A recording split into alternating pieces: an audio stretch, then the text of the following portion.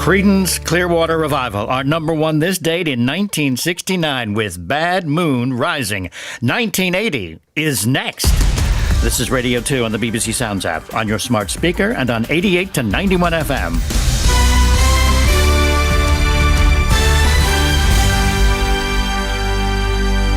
BBC News at 2 o'clock. This is Justine Green. The government has defended its tax cuts, saying they'll get the entire economy growing. Economic think tanks and opposition politicians say the cuts favour the better off. There's also concern about the huge rise in government borrowing. The pound has fallen to a 37-year low. Our business correspondent Mark Ashdown says there are signs there may be further tweaks to personal taxation. Previous government froze the rate, the threshold at which we all start paying basic rate of tax. That stands at £12,570. But with inflation high and that not going up, we're all a little bit worse off, disproportionately lower earners. Now, the senior Treasury Minister, Chris Philp, this morning hinted that could be looked at. Treasury insiders backed that up to me this morning, saying a wider review of all taxes is very much still on the table. The Ministry of Defence says 656 people crossed the Channel in small boats yesterday. On Thursday, more than 1,100 migrants were intercepted, the third highest daily number this year. The European Union's foreign policy chief says Vladimir Putin's threat to use nuclear weapons needs to be taken seriously. Josep Borrell described the situation in Ukraine as a dangerous moment, with the Russian leader and his army pushed into a corner.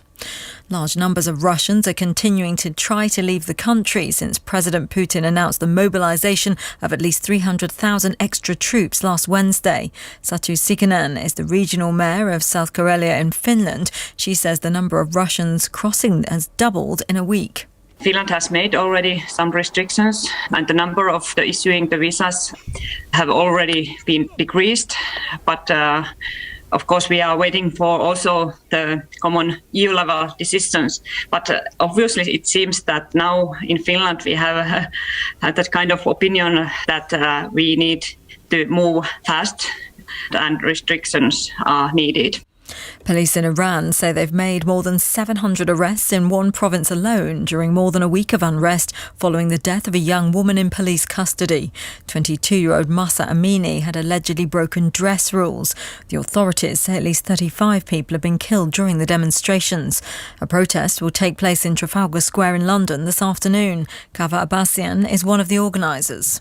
This is a protest that has been now turning into almost a revolution. It started against the morality police and against the hijab law, but now it's against the entirety of the regime. So what we want to see is the changing of the entirety of the regime and changing the way people are treated inside Iran. And what we want is solidarity and support from people around the world.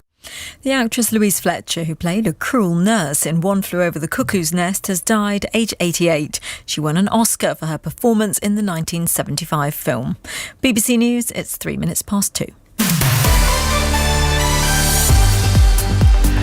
Traffic with Sally. Thank you, Paul. In the Barnsley area, the M1 is very slow northbound from 36 up to 37. Southbound, there's a long queue from 38 to 37, which makes me think there might be something going on there that I've yet to actually verify. The M25, though, looking very busy. Junction 3 anti-clockwise up to the Dartford Tunnel. Clockwise, really from the A3 at 10 up to 15, 16. It's very slow going, and there are stretches on the anti-clockwise carriageway along that western section as well. Now, the M4 is closed all weekend westbound from junction 11 to 12 near Reading. That's been causing long queues throughout the area. It doesn't reopen until first thing on Monday morning. And the M4 in South Wales around Newport. Now, we had 2 lanes closed. In fact, the entire motorway was closed both ways for a while. It's now all reopened. Most recently, there were 2 lanes closed on the eastbound side, but as I say, the whole thing has now reopened. But it's still very slow. This is from 28 through to 24. That stretch was really, really busy. Westbound traffic was also slow through junction 24 as well. All the roads around Newport have been extremely slow going as a result of that accident, but it has all cleared now, so it should improve. And 259 Cathedral Way in Chichester is closed both ways following an accident. That's it, more in an hour. Across the nation, BBC Radio 2.